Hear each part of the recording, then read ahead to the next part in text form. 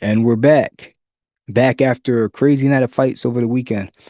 We actually had two other big fights that I wasn't even really aware of, really having on my radar. But Anthony Joshua was fighting on Saturday, as well as Tyson Fury in lead up to their anticipated matchup. And then obviously the fight with Earl Spence and Tszyu. And that's the one that I covered. But I want to talk about the other two because there was a theme on Saturday night, a somber, sobering theme, but a theme nonetheless. And let's just start off before we get to the Earl Spence fight. Let's go ahead and start off with the Anthony Joshua fight because that's the one that I saw show up on my phone on my updates, and or maybe it was on Instagram, and I saw the highlight of him knocking out Christian Prenga. And this is it might have been second round, yeah, second round knockout, and it was on the top of the Instagram clip, it was Anthony Joshua knocking out Prenga, and then on the other part of the clip, it was Usyk sitting there like almost literally clutching his pearls. It might be like one, maybe like a Catholic pendant that he has on, and he is almost like he was praying for Joshua. Little did I know when I went to the highlights, I'm thinking he just knocked this guy out the water. I was mistaken because I went and saw the highlights. He got knocked down in the first round within like the first, what, 20 or 30 seconds, right? They're squaring up. It looks like Joshua has a good jab going. I'm like, man, he looks like Apollo. He looks like, whatever Usyk's been showing him, he's putting it to use. He looked like he was a little more fluid on his feet. He wasn't walking forward like a robot. Had to sticking the jab out like he used to do when he was in the Olympics. I liked it. And then boom, they get into the clinch. Prenga holds him and Joshua in place, and then while Joshua is kind of leaned forward, he throws an uppercut, clips him in the chin, and drops him. Now, to be fair, it's not like he could necessarily see the punch coming, so maybe it caught him in a way that it would drop him because he didn't see it. But still, I mean that's a punch that should not necessarily knock you down. It might shake you up a little bit, but it shouldn't necessarily knock you down. And it's the first time I've really, even more so than before, had real concerns about his chin, man. And then he got knocked down again in the round. First or second round, whatever. He got knocked down a second time, and it looked for a second like Joshua wasn't going to make it out the fight. I mean, forget the matchup with Fury. You're not going to make it out of this tune-up fight, which is crazy. And then he comes out in the second round and he's able to knock Prenga down and stop him. He hit him so flush that he started smiling as he started walking away, which lets you know like he know he connected flush and he didn't finish the fight. So kudos to Joshua for digging deep and coming out with the win. But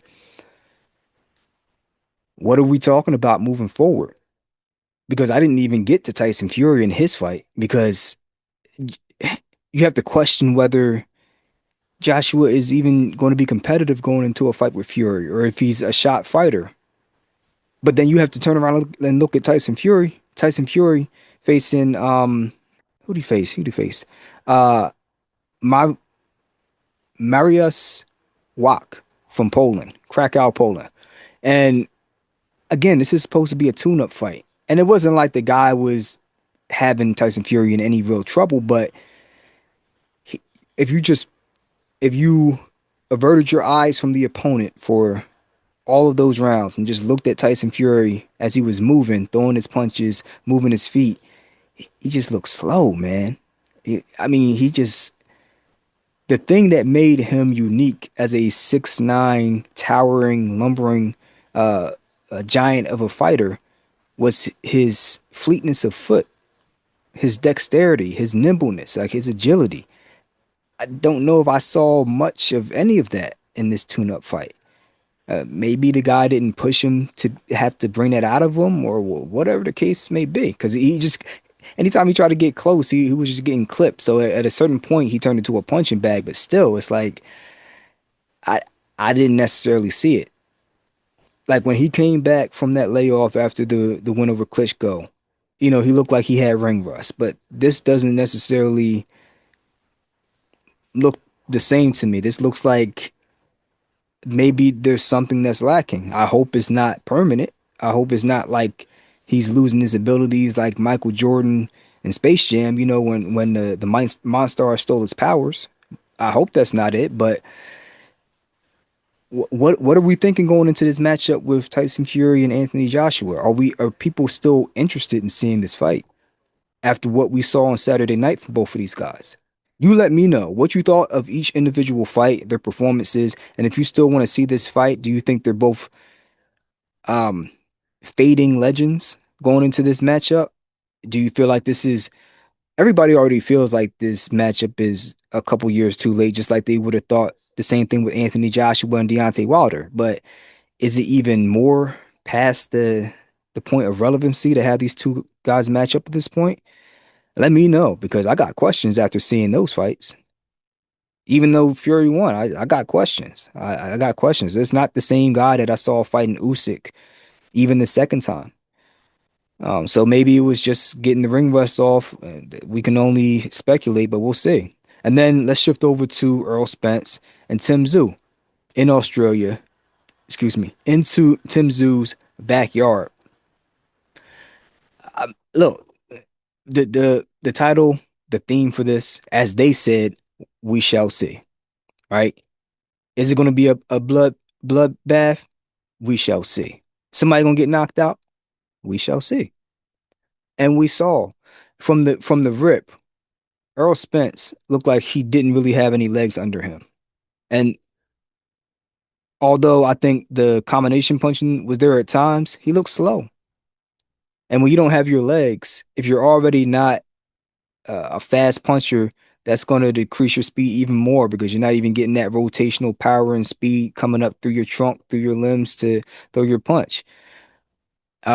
He was getting clipped. He got clipped in that first round with an uppercut. It's like, man, like you can't take shots like that for too much longer. You know what I'm saying? I don't care who you are. And to Spence's credit, he had his moments here and there. He had moments where he was able to go to the body here and there, throw a shot up top.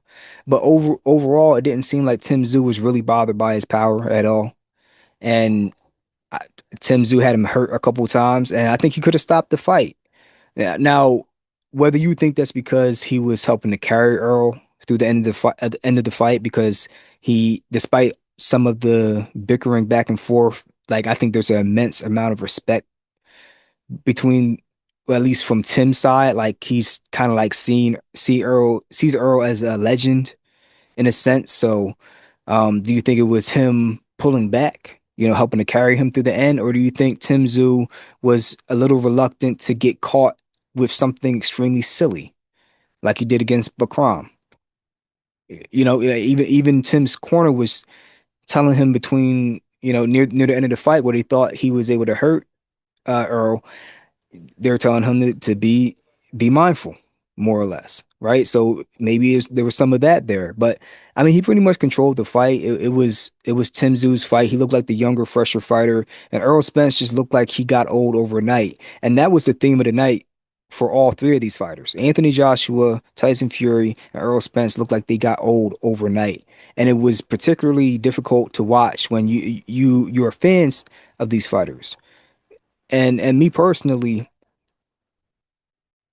I may be a fan of certain fighters, but I'm a fan of the sport first. And unless you do something to make yourself really unlikable, I'm a fan of most fighters. Even guys that I don't know yet. I'm more of an Earl Spence fan, right? But I still like Tim Tszyu. I like Tim Tszyu as a fighter. He's had a rough go at it in his last three, four, five fights, between the wins and the losses. But I like his heart. You know, he he he he wasn't able to continue against Fundora. Some people question his heart, saying you quit. I still think that he has the drive and to be a champion. I don't necessarily know if he has the skill when he steps up in talent level, but I think he has the drive for it. So I respect him for that. So I like both of these fighters. So it's hard to see a fighter like Spence look like a shell of himself. but it is what it is. At least he got that one last chance to go out there and see what it felt like. You could see when he was walking to the ring. I was looking at his ring walk, and when he stepped into the ring, I don't know if I've quite seen him like that. Like he looked like he was just like looking around, just embracing it all. Like everything that the environment and the atmosphere had to offer. Like it was like he might not be able to experience that again. Because like you look at his other fights, Danny Garcia and Kell Brook and Yordenis Ugas, like when gets into that ring, he just be like stone cold, but like confident, like a little bouncy. Like he's not a big talker, but when he gets into that ring, he looked like he's energetic, like he's ready to take your head off with a stone cold look on his face, and he's just you know to be a boxer, you got to have a few screws loose. You have to want to inflict pain on people. Kind of, kind of like the same way if you play football, like especially if you play defense. And I like playing defense when I was in Pee Wee football. When I got a chance to, I like hitting people. I like hitting somebody to the point where you question whether you want to run the next play back. You know what I mean? Like you have to have a certain mentality for that. And I think that's what he always had, but it seemed more so like he was just more embracing the moment than even having that mentality show through like we've seen so often in all of his other fights. But he didn't look like timid or tepid. I think that his mind was there completely, but his body betrayed him because some of the shots he was getting hit with, I mean, they were as rough, if not harder punches than some of the punches Crawford hit him with. And I mean, Spence was still doing his best to try to come forward, and he wasn't. Although he was hurt, he wasn't just completely um like gone at a certain point in the Crawford fight. I mean, because there were a lot of factors going into that. Like he looked like he probably should have just not been fighting to begin with. You're running these long runs on fight week, and you look like a skeleton walking into the ring. I mean, so let alone fighting somebody like Crawford, it could have been anybody. You're going to really be putting yourself up against it. Uh, if you would have fought Manny Pacquiao in that manner, that wouldn't have gone well for him either. It's just like he just was not properly prepared for that against a very highly skilled opponent. But this fight, it just seemed like um, he it seemed like his mind was there the whole fight through. Even in the 12th round, it's like he's still trying to feint, step in, avoid punches, whether he's getting out of the way of them or not. Like he's there, but his body just got old overnight, man. Like the legs were just not there, man. He was barely weaving punches and trying to exit when he was trying to exit out on the angle. Like it just wasn't there. So, tough to watch, but all in all, Earl Spence has had an amazing career. I mean, 28-2. He had two losses, one against a generational fighter, and then the second one at a point where it's like he had a three-year layoff.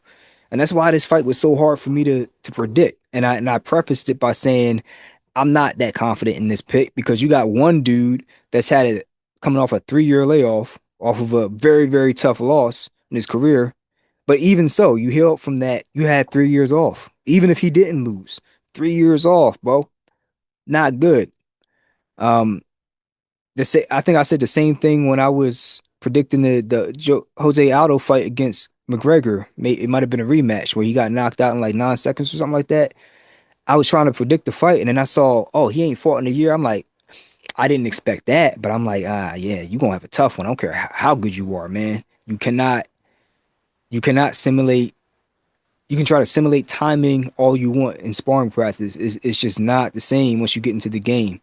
It's like taking batting practice, doing simulated games in baseball, and then going out for a game. The speed of the game is just different. No matter if you have Randy Johnson pitching to you in practice, once you get out into the game, it's a different animal. It's a different speed.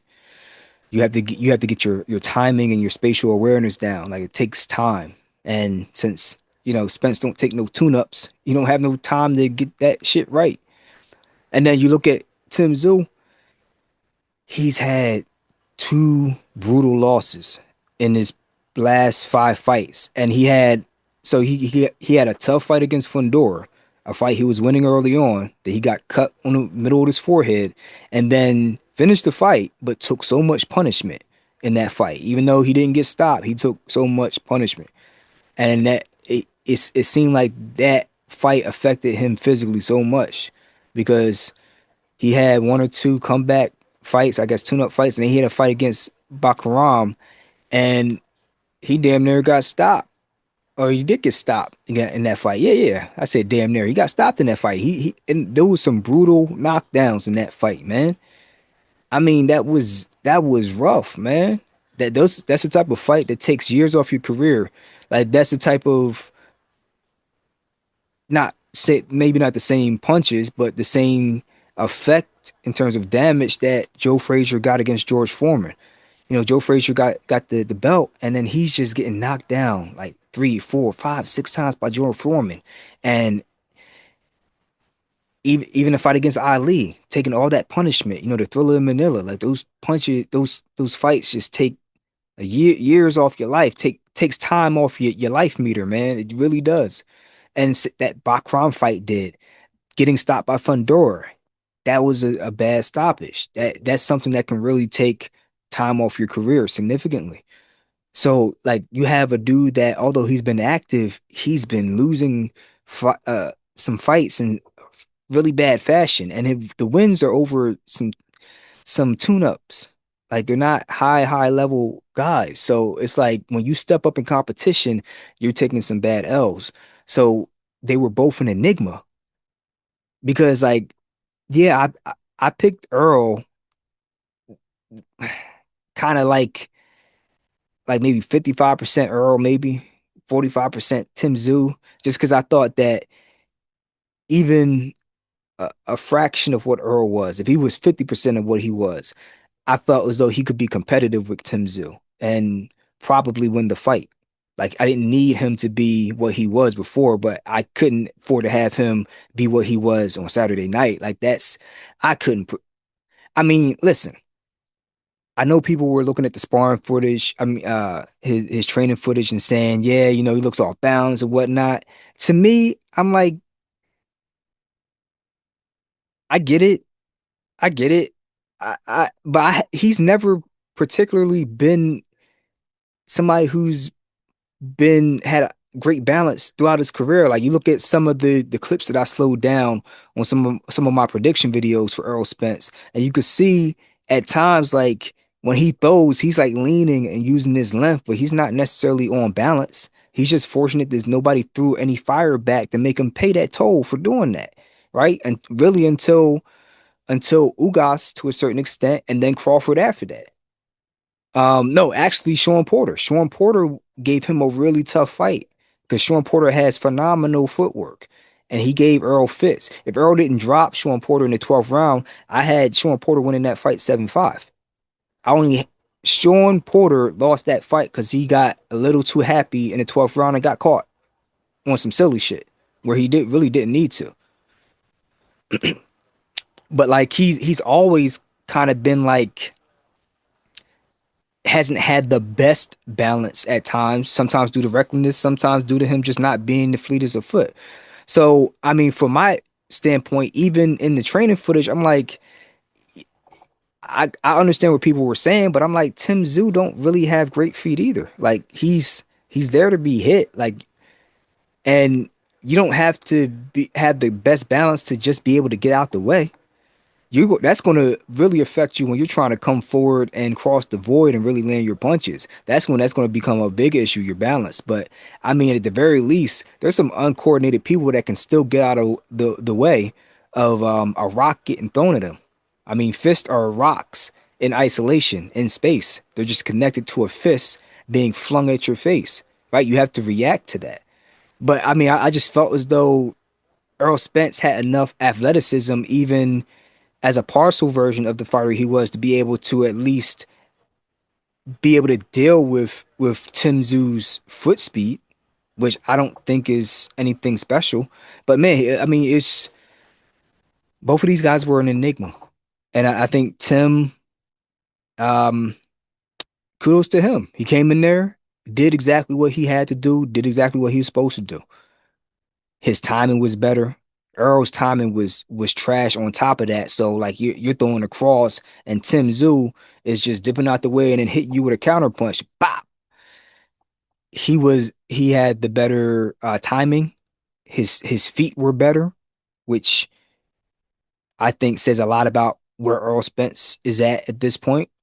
And um I just think that he was able to take Earl's power. Like Earl didn't have any legs, so like there was one or a couple times where he threw a punch at Tim, landed it, and it's just like this is not phasing me. And then from that point on, he knew he could just walk forward and just, you know, take the fight where he wanted to. So it is what it is, but I think Earl Spence, great career. You decide where you think he ranks in terms of the all-time welterweights. But you look at his resume. I mean, let's just start with Sean Porter, and I think people don't give Sean Porter his proper credit. Porter, he was one of those guys. His only losses were to Earl Spence and then, man, Terrence Crawford, right? There may be another loss. Maybe it's eluding my mind, but I think those are the only two people he lost to. I mean, you talking about absolute assassins at that point. I mean, it took that level of fighter to be able to beat Sean Porter, and even that version of Earl Spence. I mean, he had him beat. That was the fight before the car crash. So there's not even a car crash um, thing to bring into that equation because he got in a car crash after he was celebrating the Sean Porter win, leaving the fight to go party and then got into the car crash, or went to party after the fight and then left the party and got into a car crash. Whatever way, he was fine going into that Porter fight. And that's the level of Earl Spence or fighter that you needed to beat a Sean Porter. So like you got him on your resume. You got Kell Brook on your resume. People say that he was damaged goods from the Triple G fight. That may be true. That's up to you to decide. But I know that Kell Brook was one of the best um 147 to 154 pounders that we've seen in a while. He had the belt at 147. He might have fought at 154 once or twice, can't remember, but he was a dog at 147. In my opinion, that's who Floyd should have been fighting instead of Andre Berto. Floyd should have closed out his career by fighting and in my opinion, beating Kell Brook.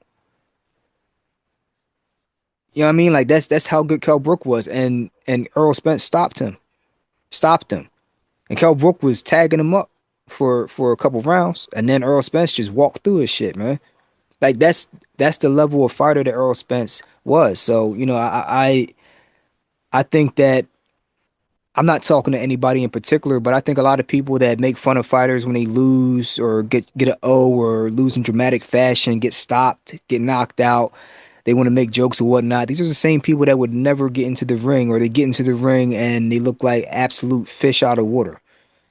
There has to be more respect for these boxers and what they're doing in the ring because it's something that I think most common people can't really comprehend the level of drive and desire and work and blood, sweat, and tears you have to put into this. And I'm not a star boxer. I'm not a star martial artist. I'm just somebody who practiced martial arts for many years, something that is part of me and I enjoy doing. Done a few tournaments, done a lot of sparring in the dojo, faced a lot of really, really high level martial artists, and these are the type of things that most people don't get to experience, and it takes something different, right? These people are not just giving me handouts or just giving me the training wheels because they're friendly with me. No, like they're pushing me. They're trying to land punches and kicks, and the people that I don't know at tournaments, they're trying to hurt you, right? Like to to to put yourself in that situation and thrive in it and want to do that again and again and again, that speaks something to one's character. So like the same thing to these boxers. Earl Spence, I think he just went out there because he just wanted to see what it felt like one more time in terms of getting in front of the crowd and just seeing the fans cheering for him and having the thrill of trying to punch on somebody. And then part of it was, do I still got it? Can I beat a Tszyu? Right? At first, he was going to fight Fundora. In no way, shape, or form would he have been ready for Fundora. Right? Keith Thurman found that out. No disrespect to Keith Thurman, but it's like, that's a tough fight.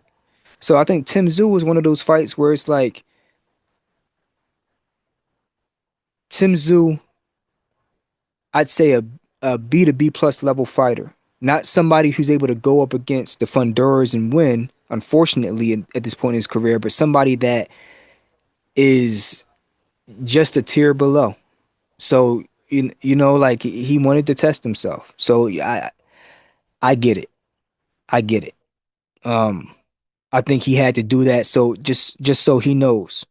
And then he can go off into the sunset like he was saying backstage. I was looking at the clips of him walking backstage and saying, you know, um, I don't want to be like one of these boxers with brain damage. They don't want to know when to stop fighting, but he needed to know it for himself. And I respect that. So let me know what y'all think of that. And what do you think about this partial changing of the guard? I think it may be a complete changing of the guard with Earl Spence at welterweight and then Tyson Fury and AJ at heavyweight. But we'll see what develops with AJ and Tyson Fury. Maybe they have their matchup and they find a fountain of youth again. I don't know. But let me know what y'all think in the comments, and I'll catch you on the next one. Peace.